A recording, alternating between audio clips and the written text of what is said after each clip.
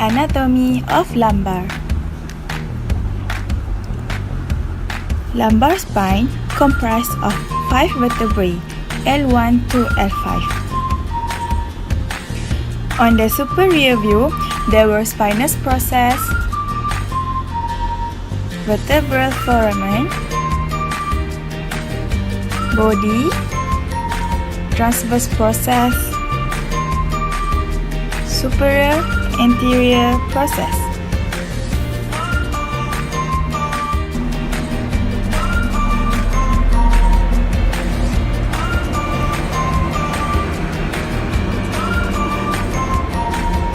On the lateral view, there were body,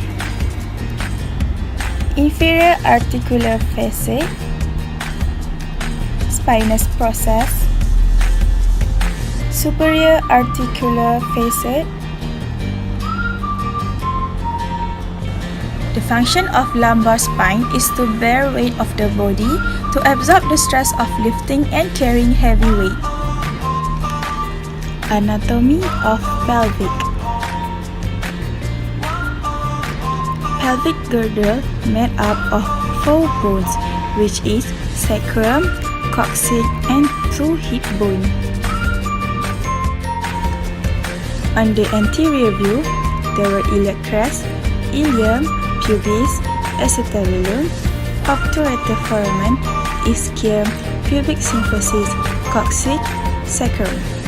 On the lateral view, there were ilium, ASIS, AIIS, pubis, ischial tuberosity, ischial spine, PIIS, and PSIS. The function of pelvic girdle is for weight bearing, muscle attachment, protection to organ, and birth canal. Erector spinae function in lumbar flexion. It comprises the role to support anterosseous force on the spine. Transversal spinalis function in extension of the trunk, lateral flexion of the trunk, anterior tilt, and elevate the same side at lumbosacral joint. Multifidus has special role during lifting. Quadratus lumborum. Quadratus lumborum important in positioning the spine relative to pelvic. It aids in maintaining upright posture. Latissimus dorsi function as extensor of lumbar spine and brace the sacroiliac joint. Weak latissimus dorsi will interrupt ability to flex the trunk. Rectus abdominis function with fixed pelvic, it will flex the trunk. Rectus abdominis also can cause flat lumbar spine due to tightness of this muscle. Hamstring function in posterior pelvic tilting. If it is tight, it will restrict anterior pelvic tilting. That will also influence lumbar pelvic rhythm. If hamstring is weak, it will reduce extensibility of the back that will lead to low back injury. Quadriceps function in anterior pelvic tilting. If it is tight, pelvic will in excessive anterior pelvic tilting and will increase arch in lower back. Weak pelvic in posterior tilt position. This maximus function in posterior pelvic tilting. Tight glute max will cause excessive posterior pelvic tilting. Weak glute max will fail to support lumbar spine that can lead to back pain.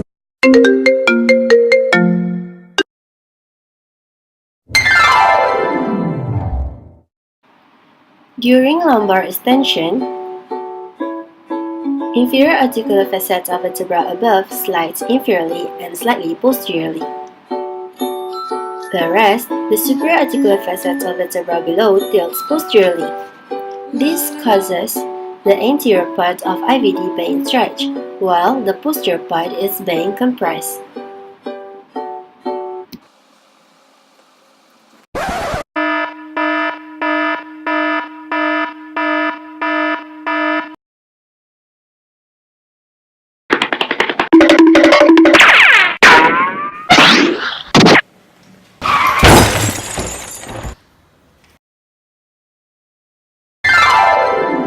During lumbar flexion, inferior articular facet of vertebra above slides superiorly,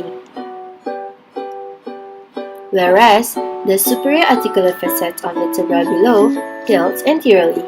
This causes the anterior part of IVD being compressed, while the posterior part is being stretched. During flexion and extension of lumbar, there is integration between pelvic and lumbar itself. This is called lumbopelvic rhythm. Lumbopelvic rhythm is the kinematic relationship between lumbar spine and hip joint during sagittal plane movement.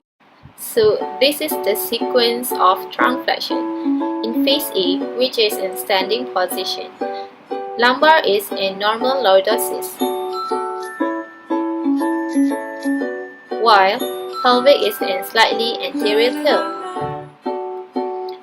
The first 45 degrees of trunk flexion is performed by lumbar flexion. Then it followed by anterior tilting of the pelvic. The sequence of trunk extension is vice versa. Kinematic movement of lumbopelvic involve the nutation and counter-nutation of sacrum, which occur during anterior pelvic tilting and posterior pelvic tilting. During nutation, ilium moves anteriorly, while the base of the sacrum moves anteriorly and inferiorly, and the coccyx moves posteriorly. Meanwhile, in counter-nutations, the ilium moves posteriorly, while the base of the sacrum moves posteriorly and superiorly, and the coccyx moves anteriorly.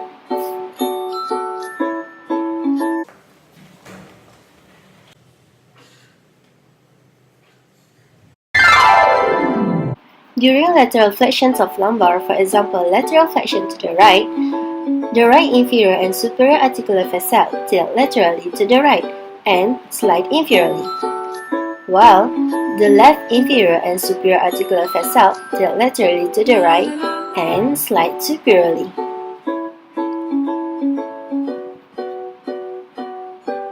To achieve full range of motions of lateral flexion, a slight contralateral rotation is required.